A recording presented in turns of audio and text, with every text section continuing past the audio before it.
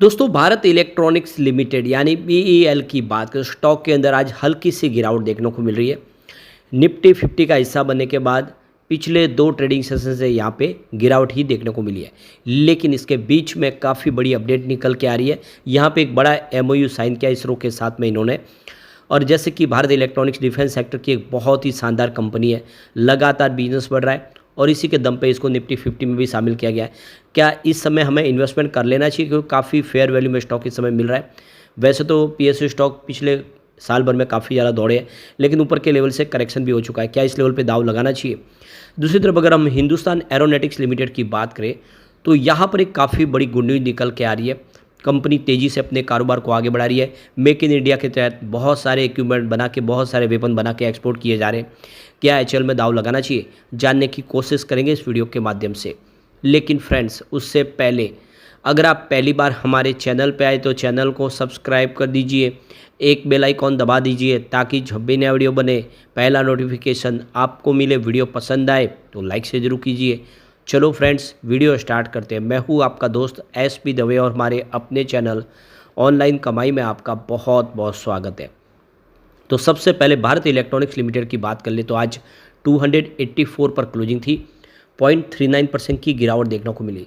वैसे इंट्राडे में 286 तक स्टॉक गया था, लेकिन जैसे कि बाजार में आज नरमी थी, उसका असर यहाँ पर भी देखने को मिला। और अब निफ्टी 50 का हिस्सा बन चुका है, तो निफ्टी 50 में दबाव होगा तो यहाँ पर भी हो गई। इस वजह से थोड़ी सी गिरावट देखने को मिली। तो मंडे को ही इसको निफ्टी 50 में शामिल किया गया और कल बाजार में भारी गिरावट हुई थी। नतीजा ये रहा कि जो 3% के आसपास की निफ्टी 50 की गिरावट थी, उस वजह से इसका जो वेलकम था वो ठीक ढंग से नहीं हो पाया। यानी जो मंडे के दिन अब ये निफ्टी नेक्स्ट 50 इंडेक्स से निफ्टी 50 में शामिल हुआ है, लेकिन दिन ठीक नहीं था, बाज़ार में भारी गिरावट हुई। नतीजा ये रहा कि यहाँ पर भी हमें गिरावट देखने को मिली। लेकिन आप देख सकते हो कि यहाँ पे ट्रेंट और भारत इलेक्ट्रॉनिक्स ने डिवीज लैब और एल&टी माइंड ट्री की जगह ले ली है। अब ये निफ्टी 50 का हिस्सा बन चुके हैं। 27 सितंबर को ही इसको शामिल किया गया और मंडे से ये ट्रेड करने लगे। और काउंटर का जो वेटेज देखें तो 1.4% और 0.9% के आसपास है। तो कुल मिला के देख सकते हो कि नोवा अल्टरनेटिव्स का अंदाजा है कि करीब $336 मिलियन का नया इनफ्लो आ सकता है भारत इलेक्ट्रॉनिक्स में। यानी निफ्टी 50 में शामिल होने से बहुत सारे नए जो फंड हाउस है वो भी यहाँ पे निवेश शुरू करेंगे। ये एक इसके लिए शुभ संकेत है। अब जो बड़ी गुड न्यूज़ निकल के आ रही है, आज ही डिफेंस सेक्टर की फर्म भारत इलेक्ट्रॉनिक्स लिमिटेड ने एक डील साइन की है इंडियन स्पेस रिसर्च ऑर्गेनाइजेशन यानी इसरो के साथ में। तो देख सकते हो कि पीएल की तरफ से कहा गया कि उन्होंने एक एमओयू साइन किया है इसरो के साथ और दोनों मिलकर जो कोलैबोरेशन किया, जिसके माध्यम से infrastructure for manufacturing space grade travelling wave tube amplifiers बनाएंगे। तो ये TWTAS बनाने के लिए एक एमओयू साइन किया है। तो इस डील के माध्यम से स्पेस सेक्टर में सरकार अपनी और मजबूत पकड़ करना चाहती है और इसीलिए ये देख दो कि इसरो और अब बीएल मिल के स्पेस टेक्नोलॉजी को और मजबूती से आगे बढ़ाएंगे। दोनों की जो पार्टनरशिप है स्पेस सेक्टर में और कई नए आयाम स्थापित कर सकते हैं। तो बहुत सारे नए स्पेस प्रोडक्शन होंगे, कुछ नए डिफेंस के प्रोडक्ट बनाए जाएंगे, जिसके माध्यम से बहुत सारा फॉरेन एक्सचेंज है उसको बचाया जा सकता है। तो ये बहुत बड़ा एक एमओयू है जिसके माध्यम से डिफेंस और स्पेस प्रोडक्शन में वृद्धि आएगी। दोनों मिलकर काफ़ी तेज़ी से काम करेंगे। तो लगातार बहुत सारी डील हो रही है। अब यहाँ पे सबसे बड़ी बात है कि कंपनी लगातार अच्छा डिविडेंड भी देती है, यानी जितने पीएसयू स्टॉक है वो डिविडेंड के माध्यम से ही लोगों को मालामाल करते हैं। यहाँ पे कंपनी साल में 3 बार डिविडेंड देती है। अब 2024 की बात करें, 2 बार कंपनी ने 70% का डिविडेंड दिया और एक बार 80% का डिविडेंड दिया। तो कुल मिला के अगर आप देखें तो आपको ये जो डिविडेंड आपको टोटल दिखाई देगा 220% के आसपास दिखाई देगा। तो काफ़ी शानदार डिविडेंड है और सबसे अच्छी बात है कि डिविडेंड बढ़ा है। 2023 के मुकाबले डिविडेंड इस बार बढ़ा है, लेकिन 2022 के मुकाबले जरूर थोड़ा सा कम है। ओवरऑल देखें तो अच्छा डिविडेंड देने वाली कंपनी है और लगातार अच्छा बिजनेस बढ़ रहा है। अब Q2 भी आने वाला है। Q2 बेहतर रहने की उम्मीद है। कंपनी के लिए जो सबसे बड़ी यहाँ पे जीत देखें तो इसको निफ्टी 50 में शामिल कर दिया गया। इसका वेटेज बढ़ गया है। कंपनी लार्ज कैप में एक मजबूत कंपनी बनी है। ऐसे में निवेश करना चाहिए आपको लॉन्ग टर्म का नजरिया लेके। स्टॉक में बहुत ज़्यादा करेक्शन भी हो चुका है, यहाँ से एक अच्छी तेजी की संभावना बन सकती है। अब चलते हैं हम हिंदुस्तान एरोनॉटिक्स लिमिटेड की तरफ। तो 4422 पर आज क्लोजिंग थी। 0.032% की तेज़ी देखने को मिली। हल्की सी तेज़ी थी आज, लेकिन स्टॉक यहाँ से अब तेज़ी से आगे बढ़ने को तैयार हो रहा है। अब यहाँ पे जो बड़ी अपडेट निकल के आ रही है, HAL ने नए कॉन्ट्रैक्ट के तहत IAF को जो है पहला इंजन सौंप दिया। 240 का फिलहाल टारगेट रखा गया है। तो रक्षा मंत्रालय ने Su-30 MKI विमान के लिए 240 एरो इंजन खरीद के लिए HAL के साथ में 26,000 करोड़ रुपए का सौदा किया है। और देख दो कि भारतीय वायुसेना के पास 260 सुखोई 30 विमानों का बेड़ा है। इनमें पहले से ही 50 सुखोई फाइटर जेट के रूप में रूस से आए थे।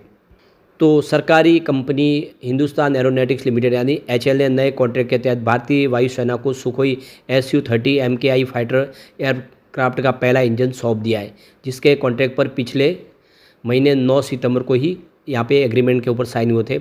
इस कॉन्ट्रैक्ट के तहत हिंदुस्तान एरोनॉटिक्स लिमिटेड को अगले 8 साल में सुखोई फाइटर जेट के 240 इंजन बनाने थे, लेकिन 1 महीने से कम वक्त में ही HAL ने सुखोई का पहला इंजन तैयार करके भारतीय वायुसेना को सौंप दिया है। यह एक तरह से कहे तो एक इतिहास ही रचा ये कह सकते हैं, क्योंकि अभी जो 9 सितंबर को ये इस डील पे एग्रीमेंट पे साइन हुआ है और आप देख सकते हो कि एक इंजन तो ऑलरेडी सौंप दिया गया है और अभी आने वाले समय में लग रहा है कि 240 इंजन समय से पहले ही HAL बना के दे देगा। तो यहाँ पे मिग कॉम्प्लेक्स के CEO साकेत चतुर्वेदी ने सुखोई 30 MKI फाइटर जेट का पहला एरो इंजन भारतीय वायुसेना के एयर मार्शल के हरिशंकर को सौंप दिया है। ADG-QA RB नागराजन ने भारतीय वायुसेना को इस इंजन के दस्तावेज सौंपे हैं।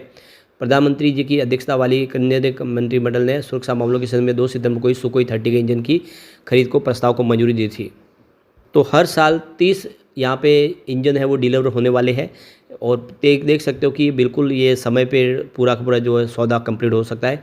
तो HAL अब मेक इन इंडिया के तहत बहुत तेज़ी से कारोबार को आगे बढ़ा रहे और सबसे बड़ी बात है इंडिया आत्मनिर्भर बन रहा है डिफेंस सेक्टर में। सरकार की योजनाओं का बेनिफिट मिल रहा है, सरकार इंसेंटिव दे रही है। ऐसे में HAL भी आने वाले समय कमाल कर सकता है। अब यहाँ पे आने वाले समय शेयर की परफॉर्मेंस को किस तरह के आधार पर रहेगी, तो 3 यहाँ पे मुख्य फैक्टर जो काम करेंगे, जिसमें गवर्नमेंट के कॉन्ट्रैक्ट्स है। HAL को जितने गवर्नमेंट के ज़्यादा कॉन्ट्रैक्ट मिलेंगे उस हिसाब से इसका प्रदर्शन बेहतर होगा, रेवेन्यू ग्रोथ बढ़ेगा। और मार्केट के सेंटीमेंट्स, ओवरऑल बाजार के जो सेंटीमेंट है वो मार्केट के हिसाब से ही चलते हैं। अगर HAL की प्राइस तभी बढ़ेगी जब बाजार भी पॉजिटिव होगा, डिफेंस सेक्टर में खरीदारी बढ़ेगी, तब इस शेयर की प्राइस भी बढ़ेगी। तीसरा जो पॉइंट होगा वो है ग्लोबल ट्रेंड्स। तो इस समय ग्लोबल रीजन भी बाजार पे ज़्यादा हावी है। डिफेंस कॉन्ट्रैक्ट और कोलैबोरेशन के लिए HAL की परफॉर्मेंस कैसे रहेगी, ग्लोबल सिनेरियो कैसा रहेगा, उसकी कैसी पार्टनरशिप होती है, उसके ऊपर भी इसके शेयर की दारोमदार है। और चौथा होगा अर्निंग रिपोर्ट। HAL का जो Q2 का रिजल्ट आने वाला है, रिजल्ट अगर बेहतर होगा तो एक शानदार तेज़ी फिर शुरू हो सकती है, फिर इसको कोई रोक नहीं पाएगा।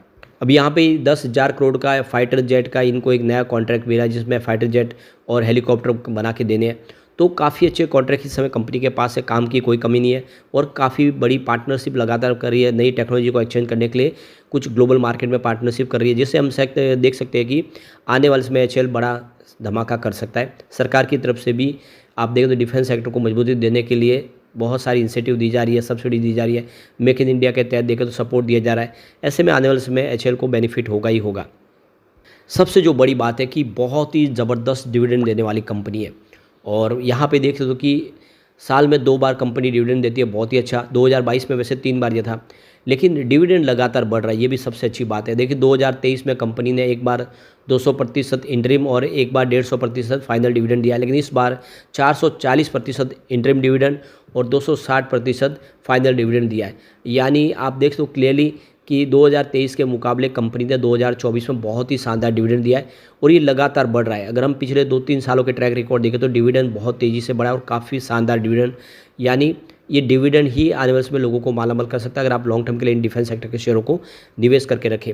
वैसे कंपनी का नेटवर्थ बहुत तेज़ी से लगातार बढ़ रहा है। 2020 में जहाँ पे 13,253 करोड़ के आसपास था, वो लगातार बढ़ते हुए 2024 में 29,142 करोड़ तक पहुंच गया है। ऐसे में आपको लॉन्ग टर्म का नजरिया लेके HAL में निवेश करना चाहिए।